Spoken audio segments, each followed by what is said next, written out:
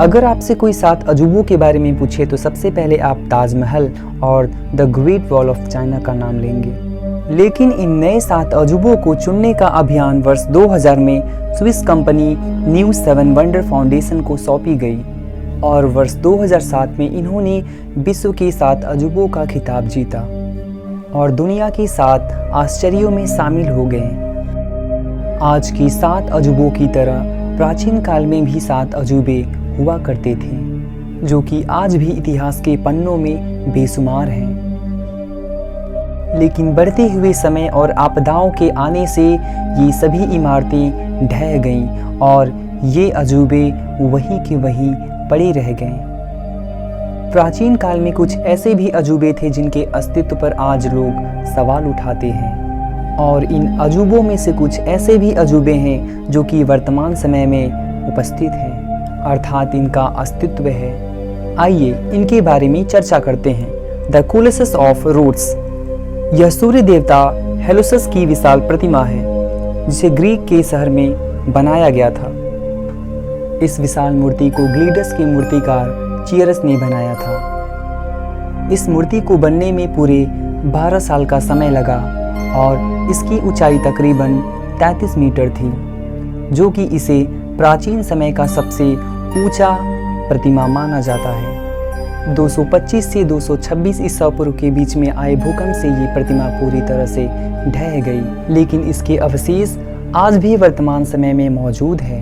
653 में मुस्लिम जनरल मुआविया प्रथम ने रोड्स पर विजय प्राप्त कर लिया और उसके बाद इस मूर्ति को पूरी तरह से नष्ट कर दिया गया। The light house of Alexandria, जिसे सिकंदरिया का प्रकाश स्तंभ भी कहा जाता है, यह दुनिया का सबसे पहला लाइट हाउस है जो कि 180 ईसा पूर्व में पूरी तरह से समाप्त हो गया। ये लाइट हाउस 110 मीटर लंबा था, जो कि विश्व में गीजा के पिरामिड के बाद दूसरे नंबर का सबसे ऊंचा इमारत था। The statue of Zeus at Olympia. Olympia में ग्रीक देवता ज्यूस की एक मूर्ति थी जिसे एक मंदिर में स्थापित किया गया था। इस मूर्ति को बैठी हुई अवस्था में बनाया गया। यह मूर्ति 40 फीट ऊंची थी। ग्रीक में इनको आकाश और बिजली के देवता के नाम से जाना जाता था, जिसे माउंट ओलंपस के राजाओं के रूप में भी देखा जाता था। इस मूर्ति को ग्रीक के मूर्तिकार फिडियस ने 435 ईसा पूर्व में बनाया था। इस मूर्ति को सोने और हाथी के दांतों से बनाया गया था। इस मूर्ति के खो जाने का सबूत आज भी नहीं मिलता है। माना जाता है कि 5वीं शताब्दी में ये मूर्ति अचानक से गायब हो गई और अपने आप में रहस्यमयी हो गई। इस मूर्ति को ग्रीक के प्राचीन सिक्कों में भी दर्शाया गया था।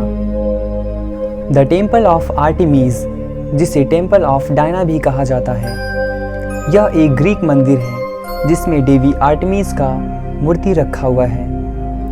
देवी आर्टेमिस को वनस्पति और शुद्धता की देवी के रूप में जाना जाता है।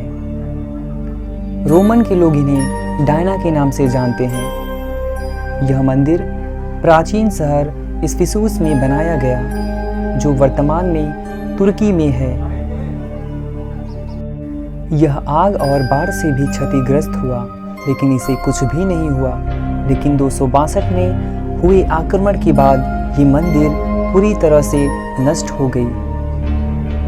The hanging garden of Babylon. यह एक ऐसा अजूबा है जिसके अस्तित्व को आज भी नकारा जाता है।